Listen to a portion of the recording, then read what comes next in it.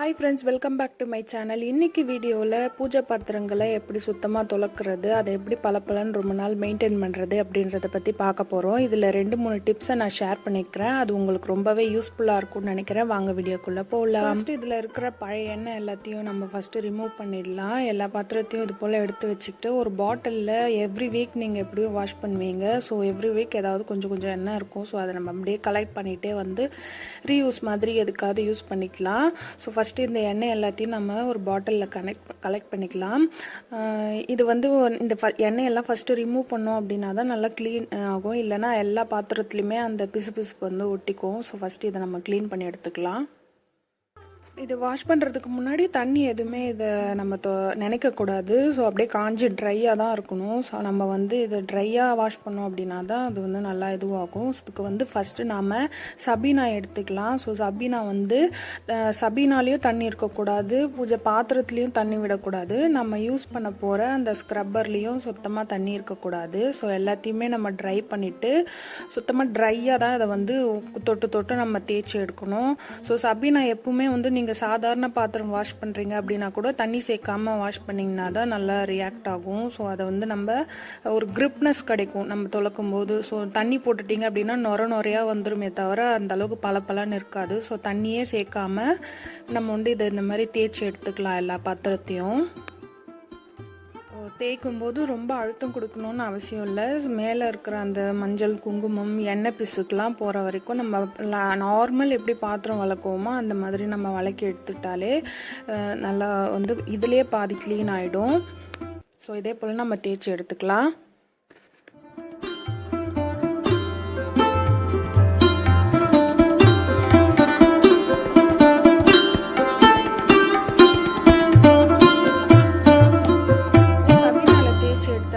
அடுத்ததான் நான் புளி எடுத்திருக்கேன். இந்த புளியுமே கூட நான் தண்ணியில் ஊற வைக்கல, ஜஸ்ட்டு தண்ணியில் ஈரம் பண்ணிவிட்டு ஒரு 5 நிமிஷம் வச்சோன்னா குழன்னு வந்துடும் இல்லையா. ஸோ அந்த பதம் வந்ததுக்கப்புறமா நான் பூஜை பாத்திரத்தை அதில் வச்சு நான் துலக்கி எடுத்துக்கிறேன்.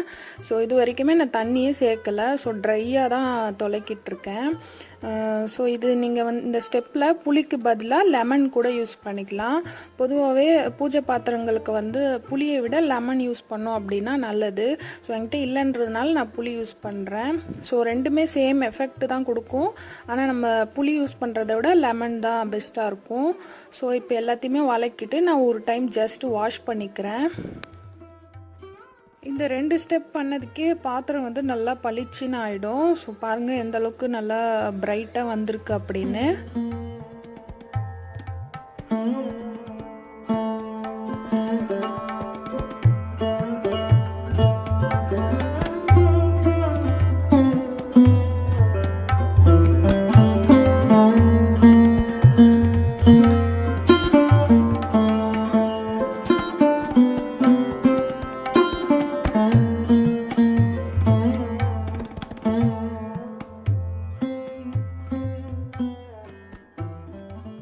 இதுக்கப்புறம் எனக்கு வந்து இன்னமும் பிரைட்டாக வேணும், பளிச்சுன்னு வேணும்.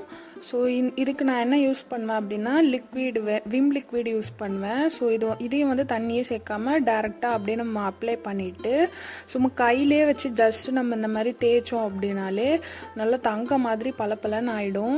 ஸோ இது வந்து ரொம்ப ஷைனிங்காக இருக்கும். ஸோ நம்ம வெறும் புளி மட்டும் போட்டு தேய்ச்சி எடுக்கிறத விட ஸோ தேய்ச்சதுக்கு அப்புறமா இது போல் நம்ம ஏதாவது லிக்விட் போட்டு நம்ம வாஷ் பண்ணோம் அப்படின்னா நல்லா ஷைனிங்காக கிடைக்கும். ஸோ நீங்கள் இது போல் வாஷ் பண்ணி பாருங்கள். அதுக்கும் இதுக்கும் உங்களுக்கு டிஃப்ரென்ஸ் கண்டிப்பாக தெரியும்.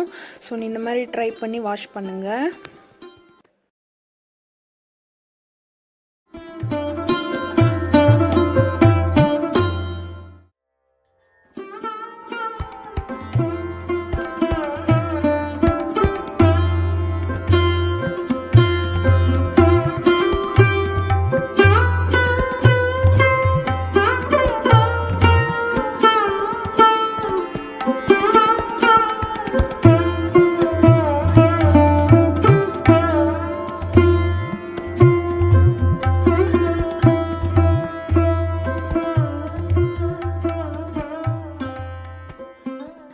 அடுத்ததாக ரொம்ப மிக முக்கியமான டிப் என்ன அப்படின்னா, நீங்கள் வாஷ் பண்ணி முடித்ததுக்கு அப்புறமா எல்லா பாத்திரத்தையும் ஒரு காட்டன் கிளாத் வச்சு நல்லா தொடச்சி எடுத்துக்கணும். ஸோ நல்லா காட்டன் கிளாத்தாக இருந்துச்சுன்னா உடனே அந்த தண்ணி எல்லாம் அப்சர்வ் பண்ணிக்கும். ஸோ அது ஏதாவது கொஞ்சம் தண்ணி இருந்தால் கூட அதில் கருப்பு கருப்பாக படிஞ்சிடும். ஸோ இவ்வளோ நேரம் நம்ம வாஷ் பண்ணதெல்லாம் வீணாக போயிடும். இந்த ஸ்டெப்பு நீங்கள் ஸ்கிப் பண்ணிட்டீங்க அப்படின்னா, ஸோ வாஷ் பண்ணிவிட்டு உடனே கையோடே நம்ம அதை தொடச்சி வச்சிடணும் எல்லாத்தையுமே. ஸோ தொடச்சிட்டிங்கன்னா இது போல் நல்லா அப்படியே தங்க மாதிரியே முக்கியமாக நீங்கள் யூஸ் பண்ணுற தண்ணி உப்பு தண்ணியாக இல்லாமல் இருக்கணும். ஸோ உப்பு தண்ணியாக இருந்துச்சு அப்படின்னா தொலைக்கிற வரைக்கும் நல்லா பிரைட்டாக இருக்கும். ஸோ நெக்ஸ்ட் டேவே கொஞ்சம் கொஞ்சமாக கருப்பாக ஆரம்பிச்சிடும். அதான் அதோட நேச்சர். ஸோ அது மாதிரி இல்லாமல் இருக்கணும் அப்படின்னா ஏதாவது ஃபில்டர் வாட்டர் நீங்கள் யூஸ் பண்ணுறீங்கன்னா அதில் லாஸ்ட்டாக வாஷ் பண்ணி எடுத்ததுக்கப்புறம் ஒரு அலம்பிட்டிங்கன்னா இது போல் நல்லா பிரைட்டாக கிடைக்கும்.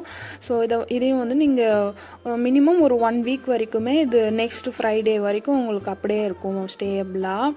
ஸோ அந்த அளவுக்கு கருத்து போகாது. நார்மலாக நம்ம வாஷ் பண்ணுறத விட இது போல் நீங்கள் வாஷ் பண்ணி இந்த டிப்லாம் ஃபாலோ பண்ணி வாஷ் பண்ணி பாருங்கள். கண்டிப்பாக உங்களுக்கு டிஃப்ரென்ஸ் தெரியும்.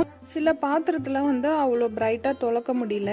அப்படின்னா இந்த அகர்வத்தி ஸ்டாண்ட் என்ன எப்படி இருக்குன்னா இதோட எட்ஜஸ்லாம் நல்லா ஷார்ப்பாக இருக்குது. ஸோ நம்ம அழுத்தி கொஞ்சம் ஃபாஸ்ட்டாக தொலைக்கிட்டோம் அப்படின்னா கூட நம்ம கை வெட்டிடும். ஸோ இன்கேஸ் நீங்கள் ஏதாவது பூஜை பாத்திரம் வாங்குறீங்க அப்படின்னா இதெல்லாம் பார்த்து கவனமாக வாங்கணும். ஸோ இதுவுமே எனக்கு அப்படி தான் இருக்கும். ஸோ அதனால தான் அந்த கருப்பெல்லாம் போகாமல் இருக்குது. ஸோ நல்லா அழுத்தி வளர்க்கணும் அப்படின்னா கை வெட்டிக்கும். ஸோ நீங்கள் வாங்குறீங்க அப்படின்னா இந்தமாதிரி கவனமாக வாங்கணும். அழகாக இருக்குது அப்படின்னு பார்க்காம நம்மளால ஈஸியாக மெயின்டைன் பண்ண முடியுதா அப்படின்றத பார்த்து நம்ம பூஜை பாத்திரங்கள்லாம் வாங்கணும். ஸோ இந்த வீடியோ ரொம்பவே உங்களுக்கு யூஸ்ஃபுல்லாக இருக்குன்றதை நினைக்கிறேன். ஸோ இந்த டிப் எல்லாம் ஃபாலோ பண்ணிவிட்டு எப்படி இருந்ததுன்னு உங்களோட என்னோட கமெண்ட் பாக்ஸில் ஷேர் பண்ணிக்கோங்க. இந்த வீடியோ உங்களுக்கு பிடிச்சிருந்ததுன்னா நம்ம சேனலுக்கு சப்ஸ்கிரைப் பண்ணுங்கள், லைக் பண்ணுங்கள். மற்றும் ஒரு புது வீடியோவோட பார்க்கலாம். தேங்க்ஸ் ஃபார் வாட்சிங். தேங்க்யூ.